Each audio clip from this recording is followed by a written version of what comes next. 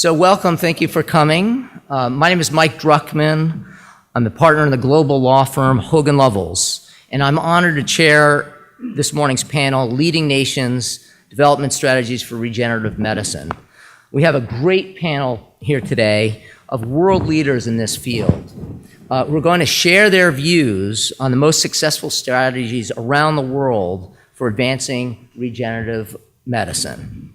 So, turn off your cell phones. Take out your notes. Get ready to take furious notes because everything they say may change your life and help you change the world. But more importantly, I'm going to quiz you. So, be ready. So first, I'm just going to say a few words, very brief, about each speaker. You'll learn more during the conversation, and this is, you can see there's no PowerPoint, so we want this to be a dialogue. They're going to ask each other questions. We want folks from the audience to speak up. So just a few words. The new to the panel this year, I'm very happy to say we have Dr. Yijia Li. He comes all the way from China, 22-hour trip.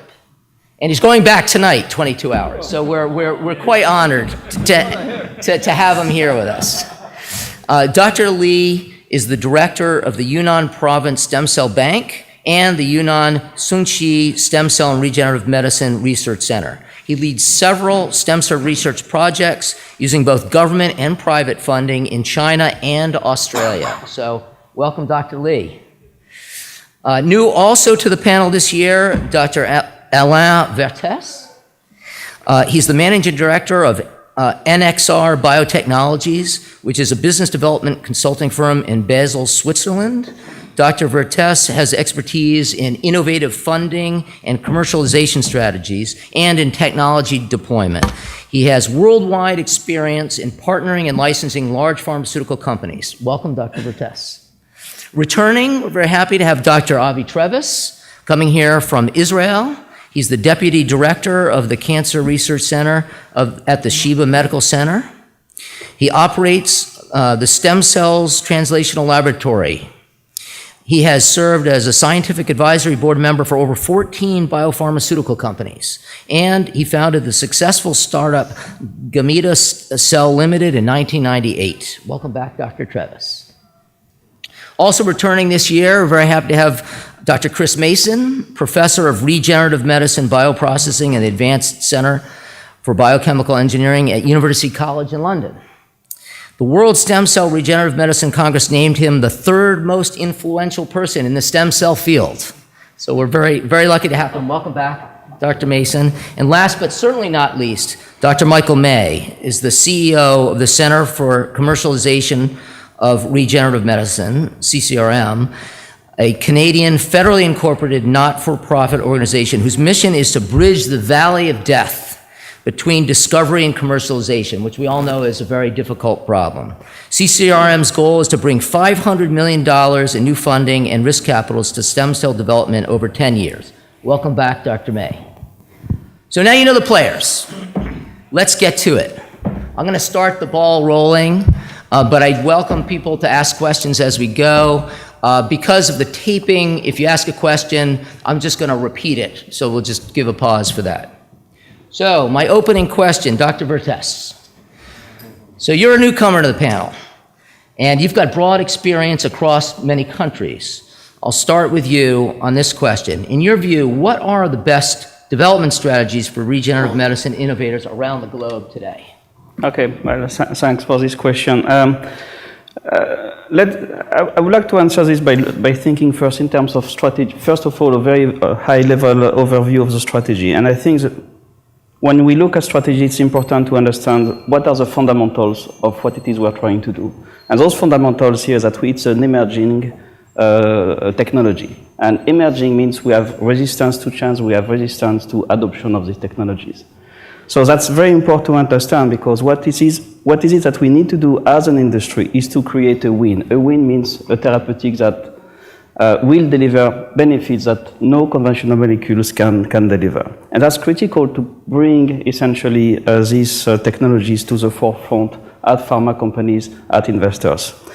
Second part, the second angle to consider is end goals. And it's very important, I think, to have companies understanding that unless they have manufacturability, cost of goods, they can really control the logistic chain, etc., they don't have a product. And we have seen this happening in some therapeutics, well advanced, but in terms of manufacturability, we have issues. And I would say there is a third pillar to really understand, is to consider what would be the exit strategy partnering with pharma companies, but also it's very important that we, as an industry, create shareholder value. So based on this, where could we, I think, have the best opportunities for emerging regenerative medicine? I would say in geographies, particularly in geographies that have the ecosystem to promote these technologies. Trustability of data, but also a regulatory environment that is friendly in the sense that we can really accelerate the development and the pace of development, and not forgetting patient advocacy and as well investments. Great. Well, thank you. I'll move on unless anyone has some immediate questions for Dr. Vertes. All right, I'll move on. Dr. Li, yep. I'm fascinated to hear about stem cell development in China. Yes. I note that your projects utilize government funds, both private and public, in China and Australia. Yeah. And I understand the government is preparing a special fund. Yes. So I'd love to hear more about that, and please tell us how those funds will be employed, what role international collaboration can play in supporting those efforts, and what role the strategic approaches that Dr. Vertes mentions might play also. Yeah. So I think I just want to give everybody a background because China is a really huge nation and has 1.3 billion people. Previously, it's only one-child policy. So now it's changed. It's changed into two-child. Oh. So everybody is very excited to give birth. So that's a lot of resources for stem cell preservation and stem cell research. And based on our bank, we are going to have nearly 8,000 to 10,000 samples each year. So there's only one bank in one province. So consider there's more than 12 or 13 stem cell banks in China. So huge amount. And then China takes stem cell research as an opportunity that China's science can catch up or maybe lead in the world. And because we think regenerative medicine is really important, so China is now just released their regulations 3 days ago in the 7th of December. The regulations of how to do stem cell clinical research and the regulations on how the stem cell standards, the produced standards. And then China is going to issue this year $100 million fund specialized for stem cell research. And later it will increase into $1 billion each year. So based on that is a lot of support from the government fund. They want to do a lot of research on the stem cell standards, multi-center clinical trials, and their use for like regenerative medicine. And also from the private fund, because there's a huge market for the stem cell preservation and the application. So each firm is really likely to put a lot of resource into research. For example, our company is already spent nearly $12 million privately to support research fund in both MSCs and the use of cord blood tissues. So I think this is the whole big background picture can give you. China is taking this very seriously and think it's really good opportunity. So I think this will give more international cooperation opportunities. And like we said, so we really like to explore internationally. And because we really think this is a good opportunity for the application for human health. So we think it's a really big project. And then China want to play a really big role in this. Well, you heard it here first. There's lots of dollars, and there's new regulations just out a few days ago. So yeah. We welcome you to explore that. All right, we'll move on. Dr. Mason, we'll turn to you. I'd be very interested to hear, Professor, what grade you would give academia in fostering regenerative medicine development in 2015, and what do you believe academic institutions can and should do in 2016, particularly in the international collaborations with industry and government, along the lines we're talking? Coming from academia, I obviously have to give academia 11 out of 10. But no, I think academia has a crucial role to play. We shouldn't be doing the development, we should be coming up with the step changes, the future for cell and gene therapy, and it is very much cell and gene therapy. And we see that with Michael and CCRM taking really great science out of the Canadian academic world and translating it. So how is academia doing? Well, we're doing, I think, exceptionally well. If you look at the vast majority of the gene therapies and the ex vivo gene therapies, they're all coming straight out of academia. Very long incubation periods in academia, now delivering really first-class clinical results. And then those are being interpreted into the companies like we're seeing with Juno, Kite, Spark, and others, where they've built on that firm academic base. So I think we're doing very well. I think we've got quite a way to go. I think we have to focus, academia has to think not just about the actual therapies, but also the tools and technologies now. For example, how do you manufacture these therapies? I think we have a long way to go in that area. At the moment, we're using the biopharmaceutical approach of centralized manufacturing with CMOs, and I think we now need to be thinking much more about a distributed model where you have many manufacturers producing autologous therapies on a local basis, and I think that's where the blue skies research from academia could really drive the field forward. Excellent, thank you. All right, I turn to Dr. Treves. So Israel's biotechnology industry has been a powerhouse of innovation, even though it's a very small country. We'd love for you to share with us some thoughts and secrets behind their success, particularly in the regenerative medicine industry, including the impact of international collaborations and the role that the Israeli government's funding has played. Well, I wish I knew the answer. I don't. My bad. I don't think there is one answer, but there was a book issued a couple of years ago with a very nice analysis of why there are so many startups in Israel. The book is called Israel Startup Nation, and a very systematic analysis with some good examples about success stories of technologies and startups. In addition, there is substantial support from the government on R&D in many stages. And even if you are in the very early stage, like idea or very few preliminary experiments, you can already apply for a certain program of funding. It's called the incubator program. Right. There are clusters of incubators in which you get infrastructure centrally and also monetary support. There are many opportunities for international collaboration.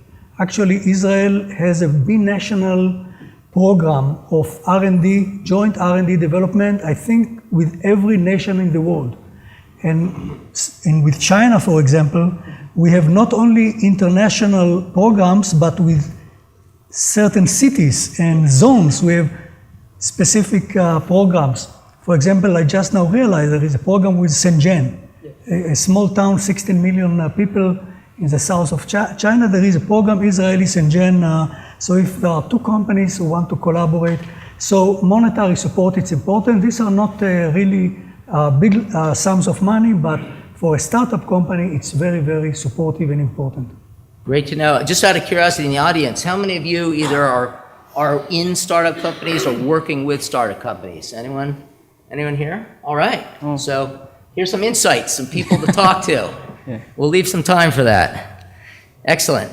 All right. Thank you, Dr. Treves. Dr. May, CCRM has been breaking new ground in the regenerative medicine field for a number of years already, and increased the funding in the research, particularly cross-border collaborations.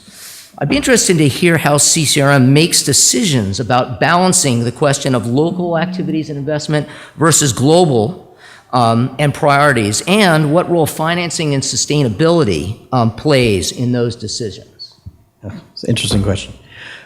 So first of all, CCRM's approach has been to build the right kind of networks and ecosystem for commercialization as its kind of foundational principle. So starting with academics and access to their intellectual property and institutions in regenerative medicine, and being able to pool those discoveries together into new companies is where we started, and then built an industry consortium on the back of that activity, and are now building a third network, which is an investor network that can fuel this model as opposed to just prime it with a little bit of government money that we started from. But this network or network of networks is then supported by infrastructure, a lot of it coordinated infrastructure from academia, billions of dollars invested into infrastructure that can be used, and then specialized teams that can advance these technologies in companies. So CCRM's approach is to utilize all of that and, like an investor, invest in opportunities. And so that's where the basis of our evaluation of opportunities is really akin to what an investor would look for. And our sustainability is all about taking a small piece of each of those opportunities. So we're not a granting agency that gets money from the government, matches it up with industry, and then deploys it. We actually evaluate IP from around the world, not just Canada now, and we take an investment in those opportunities, and that an exit from those opportunities in the future will be part of our sustainability model. Now, the last piece of this is that no one jurisdiction, we believe, can actually have the scale for that sustainability. So we have a global mission, and we are building relationships all over the world to not just for the benefit of Canada, because it's a global industry, but for the benefit of all the areas in the world that have excellence in regenerative medicine, to create a global network of hubs that do similar activity to CCRM, to create that tipping point or that scale where truly sustainability can be achieved. And a major part of achieving that sustainability is leveraging all of this success into specialized funds that can focus on regenerative medicine. Because without again, in a Canadian context, we're doing that in the near term to demonstrate it. But when you think of a global network, you need major investment, and that you can only sell to investors if you have something to sell. You can't just put up your hand and say, "We're all great. This industry is wonderful. Give us billions of dollars." So the CCRM model is about a stepwise process for ultimately attracting billions of dollars into the space, to go to China, to build businesses in America and Europe and everywhere. Excellent, thank you, Dr. May. So lots of good advice there for those thinking about coming to CCRM and others in the environment for investment money. All right, so now's the time. I said I was going to quiz you. You thought I was kidding. I really am. All right, so I'm going to take someone from the audience, so be ready. Can we ask a question? Oh, you want to ask the question? Well, so I was just in China a couple of weeks ago. You can ask the question. Can I ask a question? No, go ahead. No, please ask the question. So I want to ask about China. You're relieved. You're relieved. Get ready, because I am going to ask a quiz, but we'll let Dr. May ask the first question. So in China, I mean, it's a place where you go and you're in complete awe of what's going on in China, but obviously very big and very complex. Mm-hmm. Is it possible to do anything in China without a good local partner? The short answer, no. The long answer is because China is quite a different culture, so it's better to find a genuine strategic partner. They know what you are doing and they have the right resource. The one big problem in China, I think most people go there will find out, is the IP issues. So if you have really good products, 3 months later, maybe something new comes out. And then it's really takes a lot of money and the time to deal with through the jurisdiction or the justice court. The quick one is through the government resource.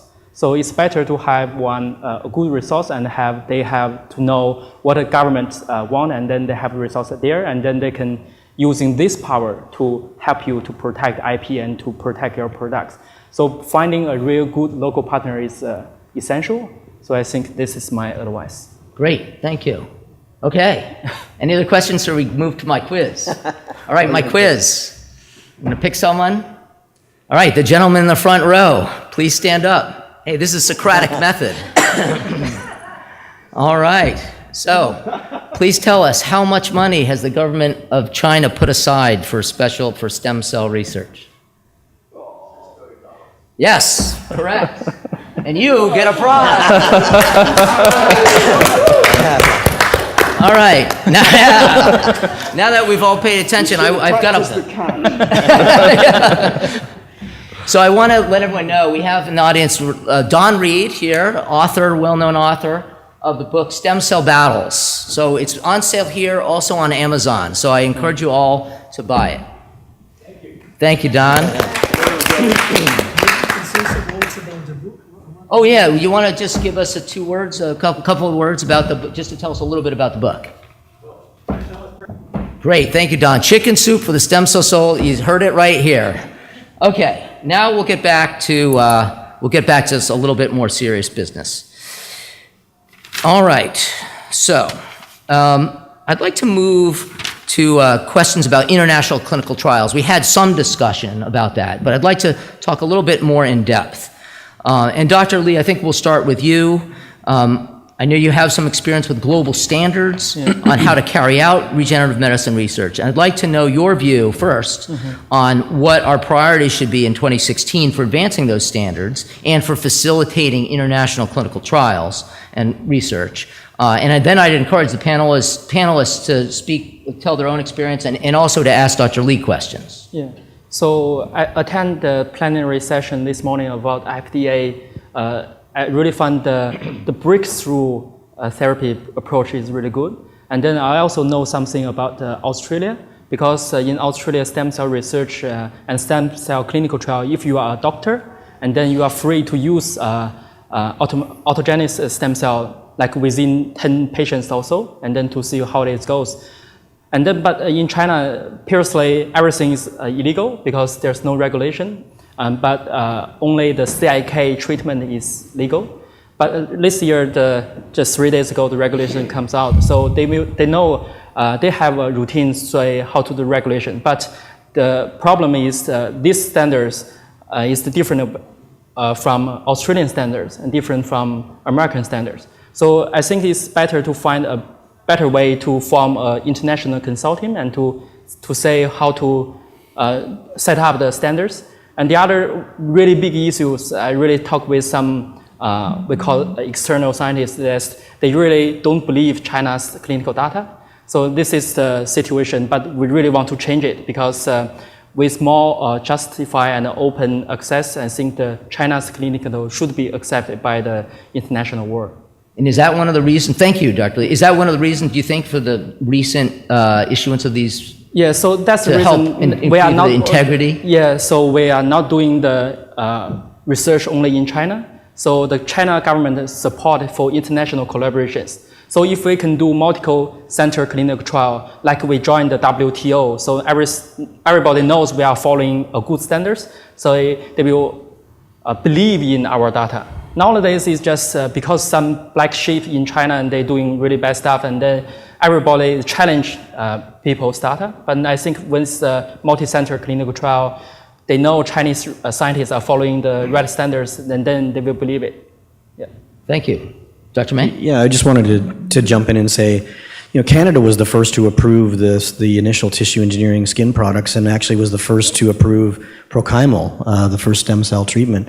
So many people may not realize that very close to you, a neighbor to the north, has a very open-minded and efficient approval process and clinical trial infrastructure. So one of the companies that we launched in the summer is a cord blood expansion company, and just received approval for our clinical trial in a very efficient 30 days. And it's cord blood expansion, so we should talk about it. But it's happening before your eyes. The collaboration. But conducting clinical trials in Canada is less expensive than in the U.S., and I think Chris could back that up.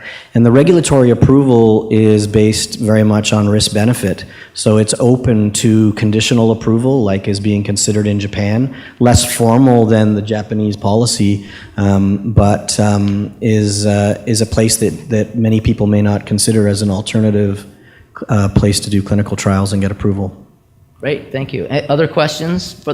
Just would like to add one more point, and I think the Japanese have have put in place a fantastic law to accelerate regenerative medicine in a safe manner as well. That's critical.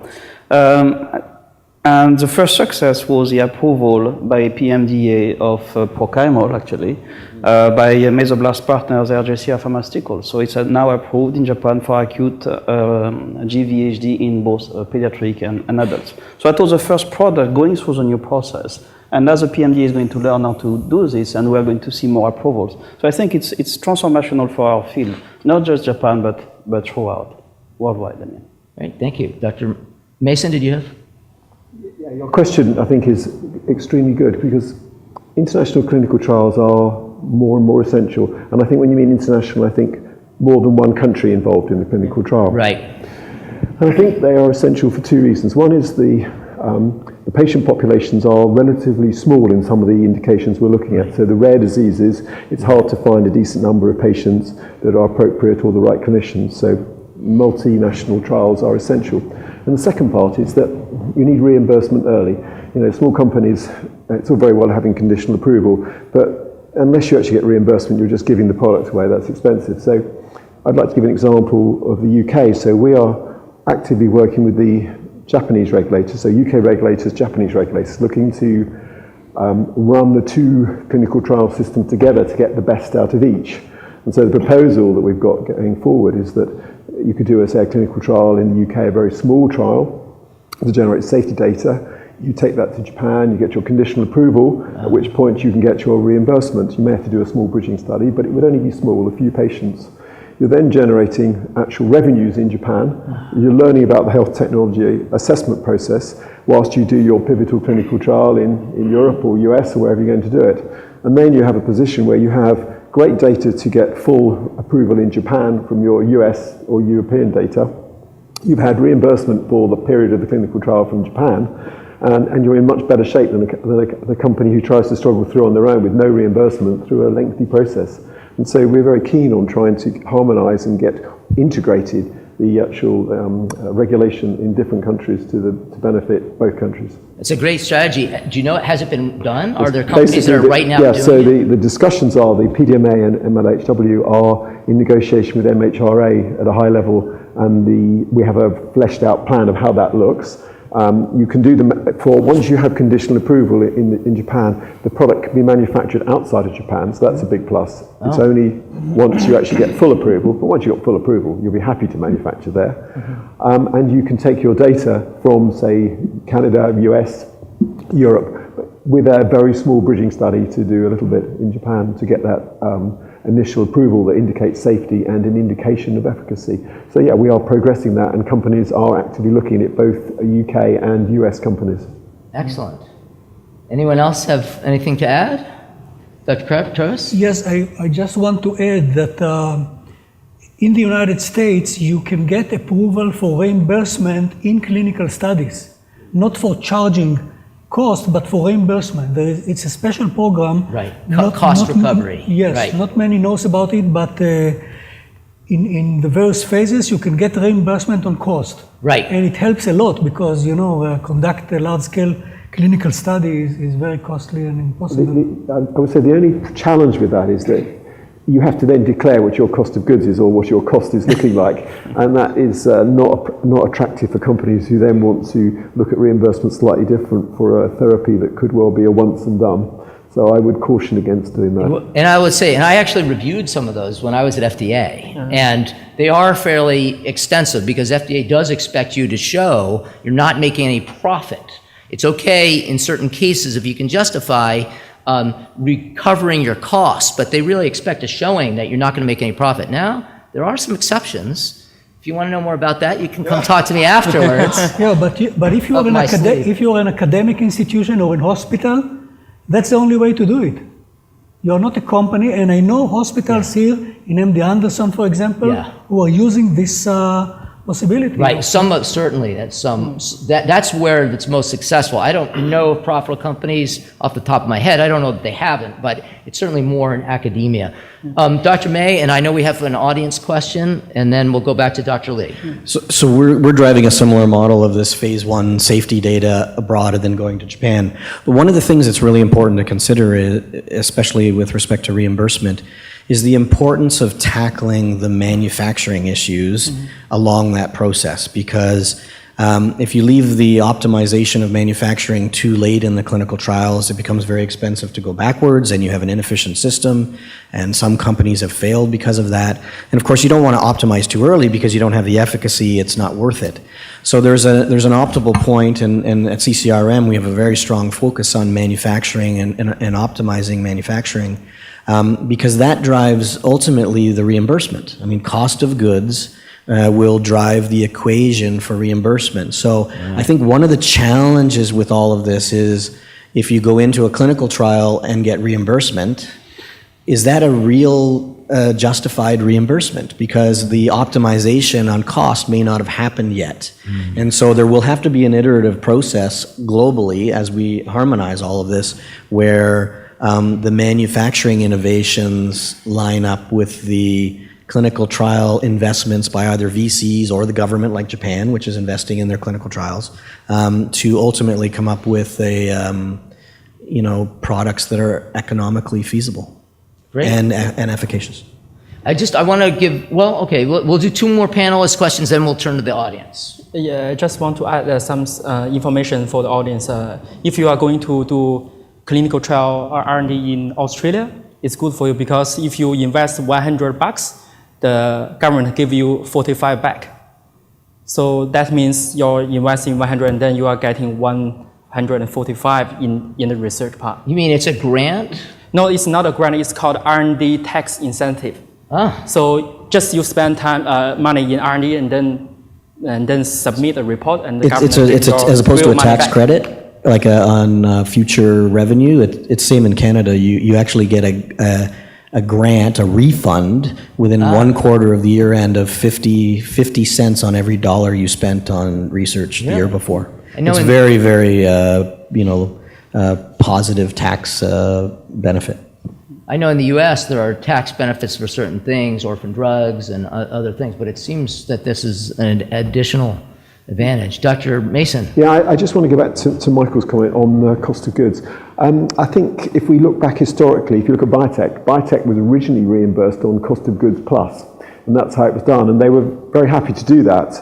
There's some great stories about Genentech actually being very happy with that arrangement because they knew they could bring the cost down very quickly by an order of magnitude, and therefore they would get stuck, they would be left at the high price because it was cost of goods plus.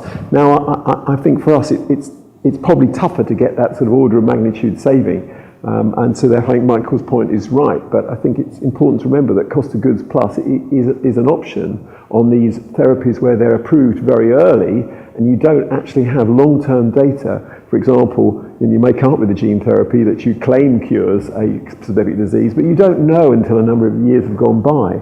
And it's a very big challenge for the reimbursement agencies to give you the full price as if it was a cure, but the company doesn't want it as if it's only the 1 year of data they've got that suggests a cure. And that's where the real challenge lies, balancing out those expectations. Particularly for some of the things like gene therapy where it's hard to know if it'll be a lifelong cure or not at this point.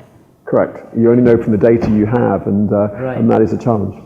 So I want to open up to the audience if there are questions in the audience.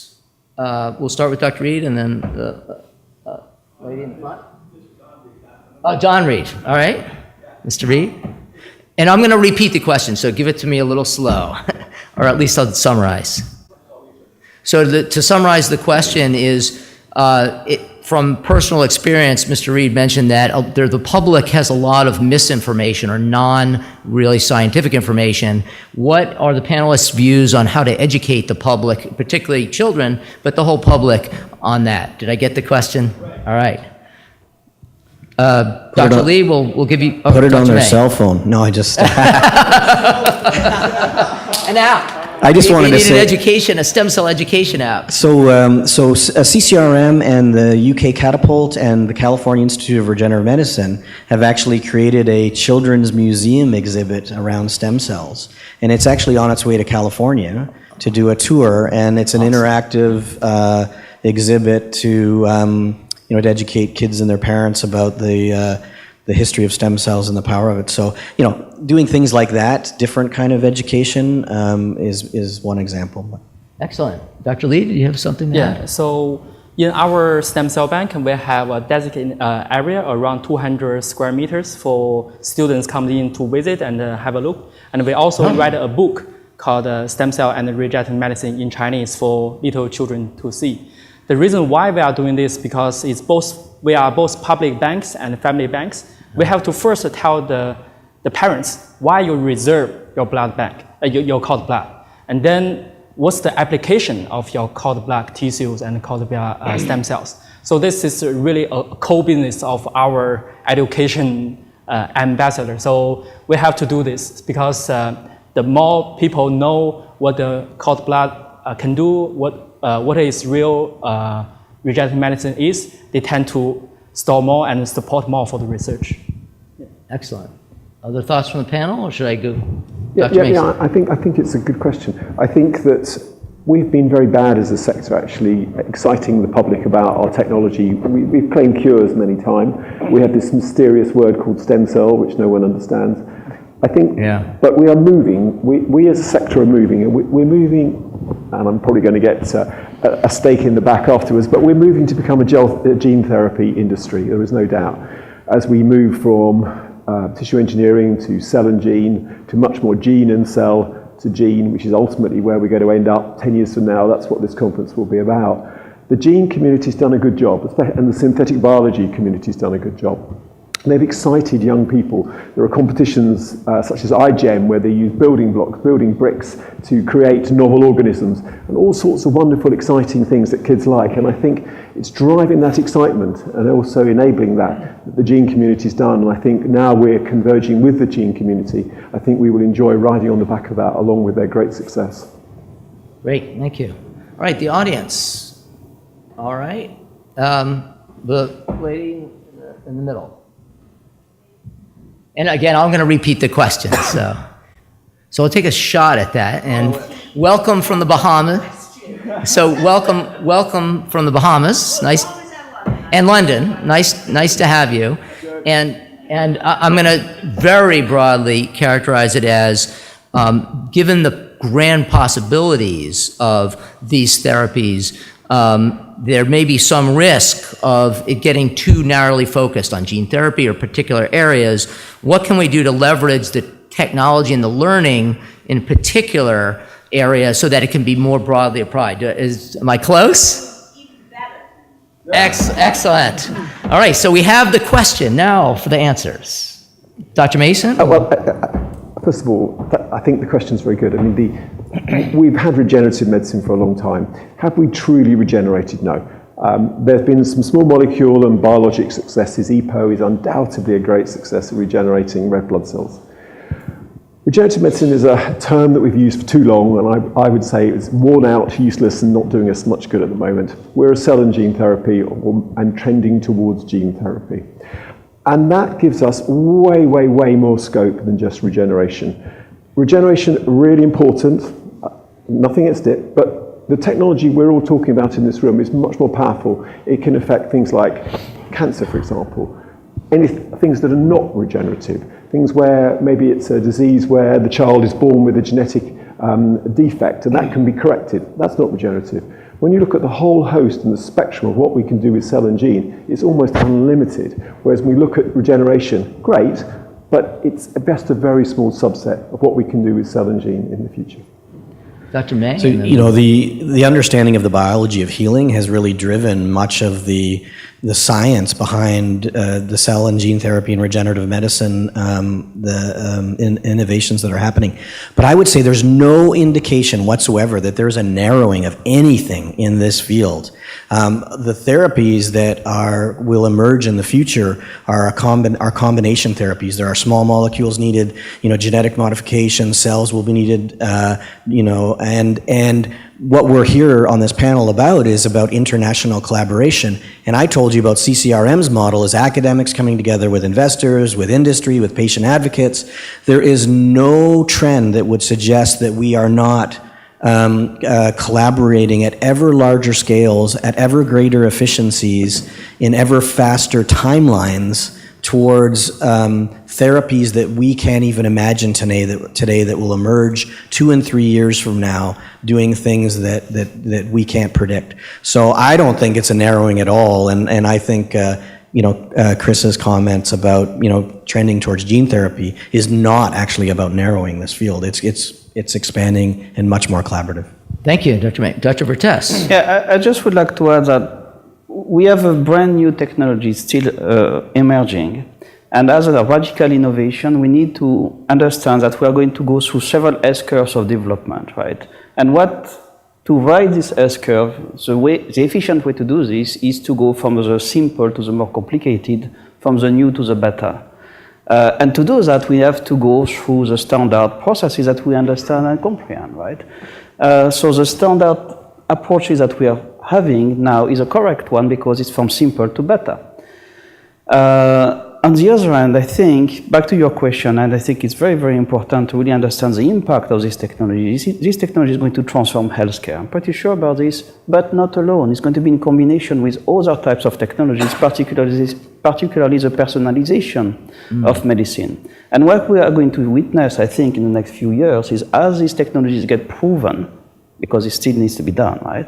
As these technologies get proven, we are going to get more services-based component, more personalization in bona fide research and clinical centers. And this is going to evolve essentially how we deliver healthcare. More personalized, more precise, more regenerative.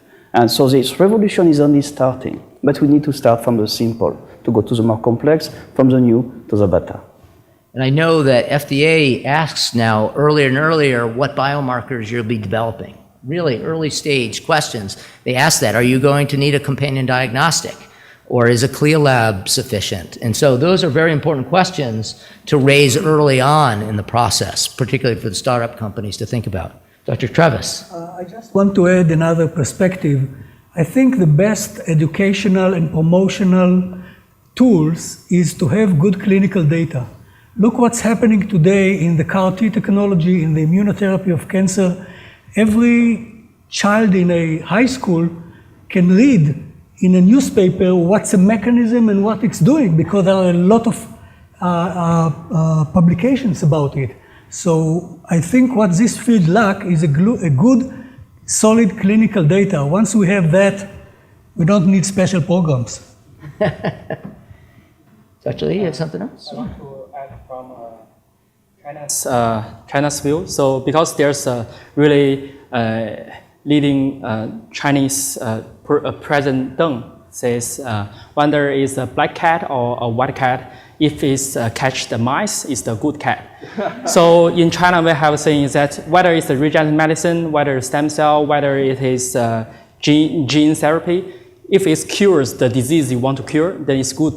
So we have to support every different kind of technologies, and because different disease need different cure. So stem cell may be good in one part, and the other part is CRISPR-Cas9 may be good. So they are developing so many different areas and then use in the real situation. But there will be some consolidation. There's at some point. For example, the human body is the best bioreactor ever, and your bone marrow produces 2 million red blood cells a second. I mean, we can't come anywhere near that kind of production in bioreactors. So this idea that eventually gene therapy or a cocktail of molecules being consumed like a future drug to take advantage of the regenerative capacity within our own bodies could be that endpoint. And so cell therapy, cell and gene therapy may be just intermediary steps along the way, because in fact our bodies do this very, very well. Wow. Well, thank you for that question. It generated a lot of good discussion. Other audience questions? And again, I'm going to try to repeat it. So, so this is the one you want to know if you're in oncology. She is the breakthrough queen. Yeah. And for those of you, so that was of what was it? 3 of the 5. 3 of the 5 oncology indication breakthrough therapies had come through. I'm sorry, give us your name again. Fang. Great. If you have a breakthrough, if you have a breakthrough, you can go. I will tell you, there was a denied. Remember, oncology setting, 18 denied. Yeah. 4 come from me. So 18 oncology have been denied. 4 you've denied personally. Yeah. All right. So be careful. But I granted them more, 60%, and then just all the way around. Yes. But anyway, so that's where I am from. But the comments I want to give is about cost recovery for Treves. Dr. Treves. Cost recovery. Yeah. About yes. Cost recovery issue. I'm glad to find out you're my former FDA colleague. I am from the Chief Counsel's office. So you're in Cedar. Right, let me just summarize that. So it's very important for companies that are considering cost recovery that FDA has 2 considerations. Before we get to the actual cost of goods and the cost, there's an initial threshold question about the potential for this product to provide a substantial benefit over existing therapy. And that's what the good doctor here decides. So, and then the second is there's another group that deals with the financials. Right. Okay, so now the question. Dr. Lee, I'm going to have to turn to you. Yeah. So this is because you know. So let me repeat the question. So the question was, what is the football comes back. So the question is, what is for a colleague who had the $6 billion answer, what is the source of that $6 billion? So Dr. Lee. So previously China has 2 major different scientific fund scheme. One is called 863. The other is called 973. So the 973 has stopped last year, and now the 973 changed into this called major scientific breakthrough fund. And then this 6 free fund has 7 different levels. So on the top one is stem cell research. The second one is digital device. The third one is about the environment. The fourth is advanced manufacturing machine. So all this, and so there's no 973 now, all turn into this called major breakthrough research fund. So the stem cell part is on the top of this. And that's also the reason I have to go back tonight, because we have to apply for some of the really big grant. Yeah. Got to get some of that money. Yeah. Great. Do you have another second question? Okay, one more question. Yeah. So the question is, if I have it right, what is China's plan to globalize, what's the SFDA's plan for globalizing the standards, is it? I missed the last part of the question. The standards regulation for you mean for the research done with their funds, or you mean global? Okay, so this is a question of harmonization, China and the globe. Dr. Lee? I first want to give you some background why now it's called CFDA now. Previously it's called SFDA. Oh, it's not SFDA, it's CFDA. Yeah, CFDA. Great, thank you for the So the reason why is because China is a really big country, and it's mainly the government is big. So they have 2 departments and they are overlapping. And there's another really recently department is overlapping to step in this field again. So the first is the Ministry of Health. The second is CFDA. And the third is called China's Reform and Development Bureau. So you can understand why CFDA cannot be the only one to represent China internationally, because there are so many people regulating this. And then why previously the China's regulation has been staggered for a little while, because this Health of Ministry and also the CFDA are competing So which one should lead on the regulation? And now harmony, because the China's Reform and then Development Bureau has taken the lead, and they say you two join together and then do the regulation. So I think in the future there will be a representative in this field, and I think will be why the regulations comes out. And personally, I think it's mainly because the two different parties, they just political reason. But now scientifically they have been unified, and then will be the lead by the Department of Reform and Development Bureau. Great. Dr. Treves? I just wanted to ask, is there a good harmonization between the US FDA and the European community? So the question is, Your question was yeah. Yeah. Answer the question. Oh. Is there an harmonization between the FDA and the European? And she said, yes, I think it's still building, but... Dr. May and then Dr. No, I was just going to say a point came up that I think is really valuable for startup companies. There were a lot of companies here, or startup companies represented here, is that the regulatory approval is safety and efficacy, but the reimbursement is cost benefit. And often we ask the question at the last moment, who's going to pay? and the problem is that cost benefit gets assessed against standard of care. And if you think of the companies that are represented here and what we're doing, it takes maybe 5-10 years to develop a product. And I think it's really important to be constantly assessing the cost benefit, because the standard of care changes in the background.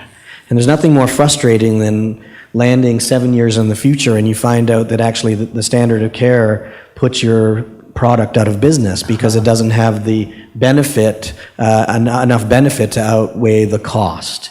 And so, we need to evaluate these things over time. And in terms of international harmonization, reimbursement is done differently in different places in the world. So, and I hope I'm correct here, but in the US, it's still driven a lot by lobby. And in other places, it's a value-based system where they assess the benefit versus the cost. And so, but in either case, you have to justify the cost benefit. And if that baseline standard of care is changing, it can be disastrous for a company. Right. Dr. Just one more clarification in terms of Europe. I mean, of course, you have EMA that is going to have directives and regulations, but member states have a certain level of freedom for regulations. So to try to summarize, in these international clinical trials, one of the biggest challenges is manufacturing sites because of the differing standards. And the question is it feasible to take Dr. Mason's suggestion about local manufacturing, separate manufacturing, and globalize it? Is that a fair summary? Dr. Mason, do you want to take that one in the first instance? Yeah, and then I'll open it up. You are absolutely right. The fact is there are no standards for distributed manufacturing at present. And therefore we do have a blank sheet of paper. So there is no reason at all, and this is very much what I'm thinking, is that you would do this internationally. You would try and get the buy-in of the regulators, because there are steps which are complete change to their working practice. So for example, you would envisage, just think it's as a black box where the clinician takes some sort of cellular sample from the patient, pops that in the box. The box would have all the unit operations, such as be able to genetically manipulate the cells, expand them, wash, and prepare them ready to go back in the patient. So it's complete patient to patient, vein to vein, whatever you want to call it. That is a big step over anything the regulators know at present. And the question is that how would you go about that? For example, what about things like the quality assurance and quality control and the final release? So all those things need really unpicking carefully. And I think this is a real opportunity to work with the regulators, but in a joined up manner across all the regulatory agencies, so we don't end up with the current craziness where we have different levels of particle filtration on different GMP units, preventing European and US products going each way. And that just doesn't make sense. It's not good for the patients, it's not good for the industry. And so I think we do have a blank sheet, and I hope the people who are starting to think about making these point of care or distributed manufacturing devices take that on board and do work with multiple regulators. Dr. May. So I think having international collaboration among translation centers and driving that will start to create at least that alignment at the phase 1, phase 2 levels, which is the starting point for this. The second is that, when we talk about engaging industry, everyone always focuses on the pharmaceutical companies, thinking that they're going to enable this. But I think we have to remember the infrastructure companies, the companies that make the tools and devices, as being important partners in achieving this harmonization among tools, and therefore the enablement of this distributed model. So. Great, Dr. Li. Yeah, I think this is really good questions. And then if we want to choose a city that is able to do the unified one, I think Atlanta should be the city. Because yesterday I spent 1 hour into the world of Coca-Cola. And then I see a movie called The Secret of Coca-Cola. What's the secret? It's the uniform distribution. You can find everywhere in the world the same taste of Coke. A Coke, why it is called Coke? Because it's Coke, it's unified. So I think in the future, we can learn from Coca-Cola how the stem cell treatment or how the stem of the media or the other stuff should be unified, and then can produce MSCs or HSCs in any kind of situation. So I think this is something we can learn from the city of the birth of Coca-Cola. Well, I'd be curious to hear whether Coke is one thing, but mesenchymal stem cells, is that Dr. Vertes, a perspective? Just one more point. Let's suppose that we have a mesenchymal stem cell product approved by one company, and you want to distribute it. You want to distribute it and also have several centers for manufacturing it as well. So you like even essentially one in the US, one in Europe, and one in Asia. So this way you can really mitigate risk, capacity risk, technology risk as well, but also have a real good level of distribution. But what is critical when you have at least three centers for manufacture, and I'm talking about allogenic, right? What's important, obviously, is to have reproducibility in terms of lots and complete product equivalence. But this is a typical practice of the pharmaceutical industry. So we need to think of replicating for the biotech companies what has made the big pharmaceutical company successful, or the generic company. Dr. Mason? I disagree. Good, some controversy. Looking for that. I think there's a fundamental reason that is flawed. We are not the pharmaceutical industry. We do not produce, and we will continue not to produce identical lots. So what do I mean by that? If you buy a pack of aspirin, for example, every molecule in there is an aspirin molecule. I agree. Now let's take something like gene therapy. What is a dose of gene therapy? Well, the dose may be dependent upon the potency of your cell, the ability of the cell once you put it back in the patient to replicate. So I'm not convinced we are producing identical therapies all the time. I think what we have to do is produce high quality therapies at a price that is affordable, that work within a therapeutic window. And I think that's quite different from producing a uniform product every single time. And I think that reproducing a uniform product is going to hurt us, because as we manipulate the cells more genetically, you just cannot achieve that. So I think we now need to start thinking very differently and starting to promote that to the regulator. Because whilst we have things like dose, which you can't even define, how can you possibly create a consistent product? We're going to go to Dr. May, and then we're going to let Dr. Vertes give I'm going to do the Canadian thing and try to get you guys to agree. I don't know about that. I think you're saying the same thing. In fact, quality systems, whether it's Coca-Cola or drugs or future cell products, it's all the same principles. You have a spec. The spec doesn't have to be as tight as something for Coca-Cola, but eventually you have to produce a product within a range of potency and dose, and that may be different for cells, but in fact there will have to be quality systems in place consistently across these products. Michael, we're not disagreeing. You're not disagreeing with me either. No, quality is correct. But what I'm saying is, do you produce the same cell number in the vial for a patient who once you put them into them, will replicate those cells 10 times more in patient A than in patient B. So you create they're completely different products. Yeah, but it's the definition of the spec that defines that. You may have between 500,000 and 1 million cells is okay in terms of the therapy. And so you're not, what you don't want is to put 1 billion cells in the patient or 2. So the process has to get you in a range. It has to get you in a range, and I would argue that as we get more sophisticated with these, where patients will be very different, because we are really going to get down to a precision or personalized medicine basis, these therapies are going to be very different, and we have to be able to make these bespoke therapies to actually fix these genetic diseases or use the genes to get great results. So I think they're quite different from producing a consistent product every time. I think Coca-Cola is a good example. It's about scalable manufacture, reproducibility. I agree on that, but I think the products eventually, or in the near future, are all going to be very, very different.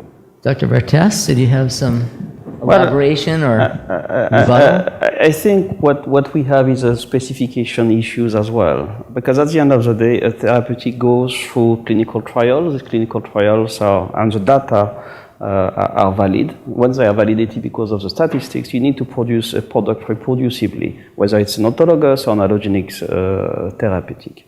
Now, in terms of an allogeneic therapeutic, and we all know the process is a product. It's true for an amino acid. It's also true, and particularly so, for live cell therapeutics. So we have really, and I think this is the issue here, we really have a problem in terms of specifications, in terms of potency assays. How can we qualify those lots? And I think as an industry, we need to refine our knowledge and our operating capabilities here. And I will say, and I'm not a scientist, but the one question that I know the agencies, certainly FDA will ask is, how do I know? How do I know that the quality, they'll have to accept a certain amount of heterogeneity. I think that's just inevitable. But the question is, how do we know the spec is small enough? And are there accepted standards of validation at this point? Or is that, Dr. Lee, something that you think we need more? Because I think if you want to use stem cell in the future or use this in a really big scale, you have to prove to the FDA or CFDA that your different batch of cells have the same quality, have the same things. So this is also one of our research main region is to find to produce we call off-the-shelf product. So these products, each batch is nearly the same. To your system is that if you want to use 1 million cell or 2 million cell, we just give you 3 million cell, and then the doctor can decide whether they use half of them or just them. So I don't think unless 3 million cells puts it out of the economic feasibility. I mean, you can't just put as many as you want. There's a cost to that. Yeah, but I think the problem is that, and then from the other parties, you can have a small batch, and then this is a minimum you need, and then if someone needs 2 million cells, they have 2 batch, and then they use it. So I think the standard is really important, and then also I know a company called MediPost. So MediPost is using allogeneic cells to treat, they call it a CAR stem, right? They already get Korea FDA approval in 2012, and now it's getting the FDA approval and also NATA approval TJ approval in Australia. So they are using allogeneic, and from one batch, from the one single baby when they have that, and then it can grow this one batch into 800 different batches. And then they use this 8 different hundreds to treat different patients, and they get approved and they are successful. So I think in the future, one kind of identify or similar products is important to scale up and to give different person. We usually say this is precision medicine. You first do this diagnosis and then you give them method, but usually it will take a long time. For example, CAR T, if you are using a not off-the-shelf product, you have to spend 1 month or so to produce CAR T and then re-inject into the patients. And usually for AML or AL patients, only survive around 48 days. So they don't have the chance to use the CAR T in the future. So we are really thinking to find some, to produce different cell lines. Like a Coke, they have a Sprite, they have a Fanta, they have a Coke, and they can have a Coke Zero. You can have different cell lines prepared for different patients' flavor. So I think this is something we should building up the standards for different cell lines. New STEM. So the good professor from London and the Bahamas. So let me try to summarize that. I take it this is a challenge that suggests we need a paradigm shift in how we examine standardization, and that we really can't follow the Koch model, and that we need to have a different sort of approach to both scale and to quality. Do I have that pretty close? Let me react. I think I don't disagree with the Coke analogy. I think actually I would agree with a car analogy or with a computer analogy or any product, any consumer good analogy. Because at the end of the day, whether you're treated in Denmark or in France or in Switzerland or in Geneva or in China, wherever it is in the world, you want to have the same treatment. You want the same quality, you want the same potency, you want the same safety. And what we are talking about is no different than having a better car, right? It's a pharmaceuticals, we have issues, we have challenges, we have many things that we don't yet know. In terms of potency for mesenchymal stem cells, for example, this is still very, very poorly done. And some people think in terms of using interferon gamma responsiveness, for example, as one measure, and there probably will be more in the future. But at the end of the day, and I agree with you, it's a problem of standardization, but that has been solved in many other industries, and we need to use parallel like this. I mean, the recipes from Coke don't apply for stem cells, but the thinking does. Dr. Mason. I think there's some confusion here, and maybe I've confused it. I think the Coca-Cola analogy is perfect. So if you're producing in vivo gene therapy, you want to produce them all the same, with the same potency, same strength, same concentration. I have no disagreement. I think where I'm disagreed is where you're using something like autologous cells. So for example, I think at the moment there is no regulatory system that will allow me to produce a therapy where I have a variable, say potency, and ability of the cells to divide in vivo.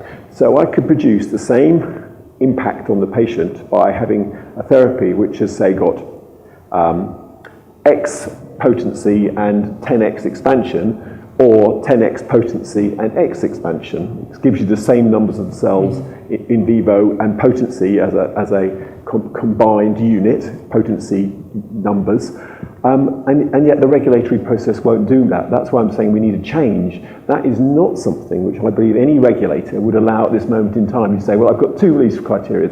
I need a thing that's a potency of X, which then allows me a division ratio of Y. And I think that's why we have to think again. And I'm giving a very, very simple example, because actually I think the complexity is far, far greater than that. And that you will have these moving, sliding scales, and that gives completely different products you're going to produce for different individuals.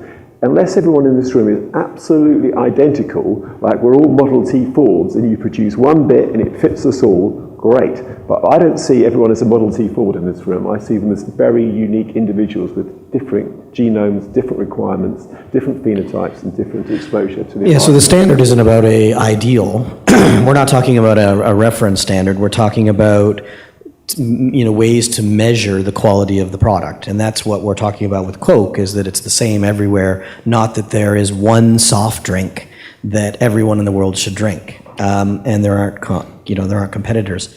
I think one principle that is pretty uniform across the world is that we measure safety and efficacy, and then we measure cost benefit. And different countries measure those things differently and in different processes. But you need standards in order to measure consistently safety and efficacy, cost and benefit. And the more we agree on those standards built into them, and this is where manufacturing comes in. And I think that's really where the Coke analogy came from, was manufacturing Coke the same everywhere in the world and having the same product. That will apply to whether they're personalized medicine or not, to cells.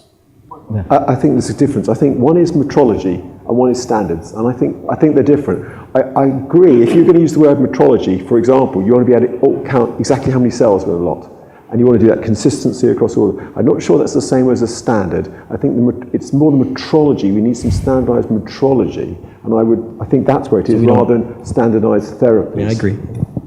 Sorry.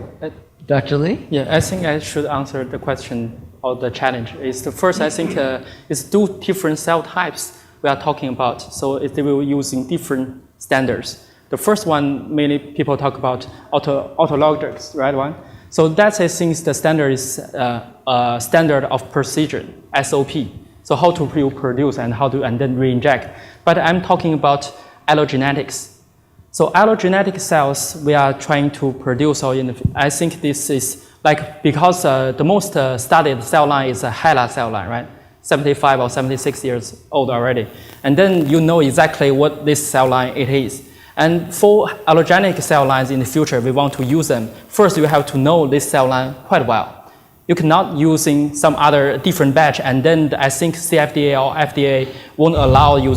You have to test again and again and again for different batches.